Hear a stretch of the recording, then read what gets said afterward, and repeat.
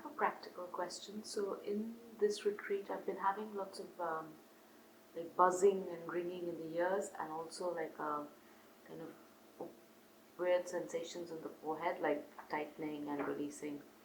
I don't know what that is, or if that's something you can talk about. It's a sign you are ready to come. It means that something is happening in this listening and vibration, and what you describe is a sign that something is, that your listening is strong enough to let this happen. Most people don't feel anything like that. But when you begin to be sensitive, you feel your face is not your face is gigantic. You feel the face as a huge bulb of light. That comes from listening again. So let it unfold naturally, don't try to make it. Don't try to read the Indian text and say, oh, that means this, because in this text it describes the energy like this and like that. That really becomes completely conceptual. But just feel it, let it be invited and follow the feeling. But again, we never accent the feeling. The way when we are standing, we don't direct our attention towards the feet. But we let the feet sensitivity unravel in the brain. In the same way, when you have this inner experience, when you have this experience of light or vibration, do not direct your attention toward them, but let them unfold, and you remain in this listening, and they will unfold, and they will at some point disappear and reduce in the listening. That was important. So there's a difference with intentional yoga. In intentional yoga, if you read the Jnana Samhita, Shiva Samhita, Yoga Pradipika, whatever, or the late middle-aged text, they always direct their attention toward the energy awakening.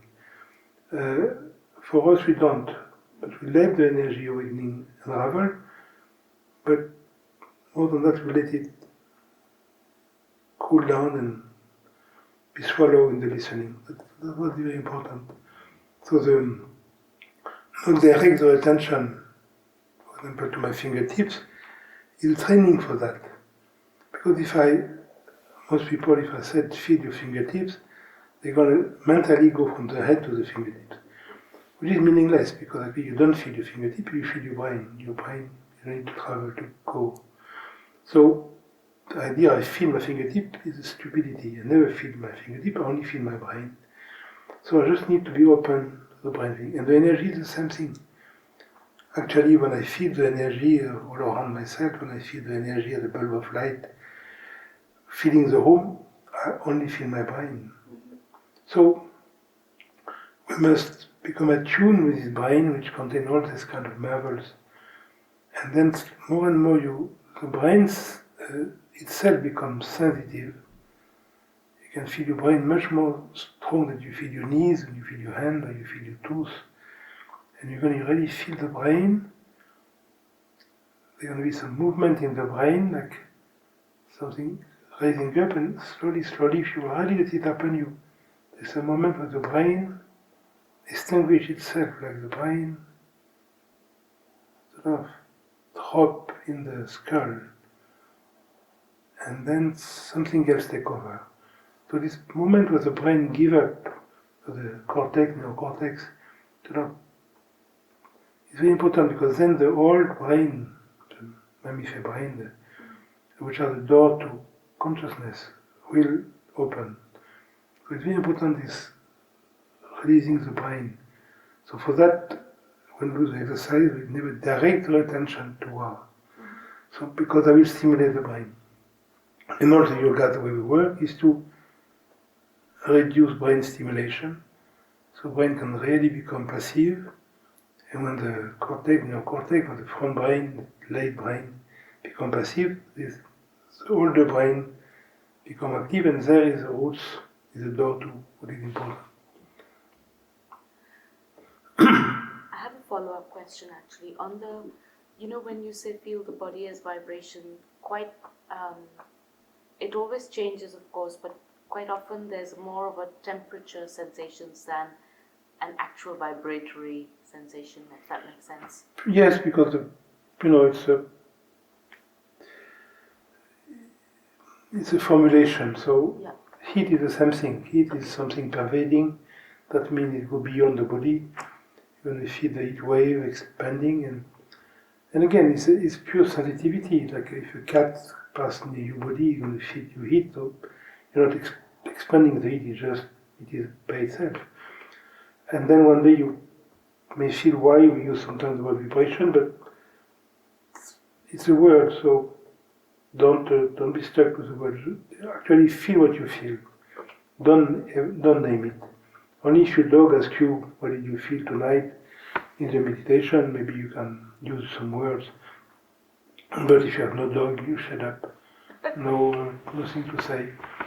And then later on, if you really approach it like that, you read some Kashmir text or some, and you're going to see some description, or even some Islamic text or Christian text, you're going to see some description, and you're going to realize that what they describe was something you know. But of course, they describe it in a cultural way always. So, but through the cultural, you can really see where it comes from. The halo that people paint in the 15th, 16th century, painting in Europe around the head of the sand, or the different elements in India, which is how it is presented, what was the third eyes, or whatever element. You see, it means something. It's not what it seemed to mean, but it means something. It was the experience on the feeling level, and then it was concretized in iconography of all tradition. But it must remain a feeling for you. So, sometimes the words are needed to express it if you need with your dog, but forget the expression. Really stay with the feeling. There also seem to be gaps in not because I can't see the picture, but there seems to be like cold and hot parts and emptinesses in the vibration. Does that make sense? The words are so limited. Yeah, You can feel so many things, but we have so few words. So we use cold and warm and dry and humid, but of course it is ridiculous. But it's like with the color. How many colors can you name? Maybe 100. How many different colors can you see? 1,000. So the same thing for the sound. So, you must listen without the note, you must see without the color, and you must feel without the concept. So when we said feel the heat, feel the warm, it's just to stimulate you to be aware of the feeling. But what you're going to feel is not hot, it's not warm, it is what it is. So the suggestion, feel the heat, feel the warm, feel even the hardness of the floor, is just that you become aware of something. This awareness will unravel much beyond any word we can use. So words are only an introduction. Forget them. You listen to them, you see the direction they have, follow the direction, but forget the words.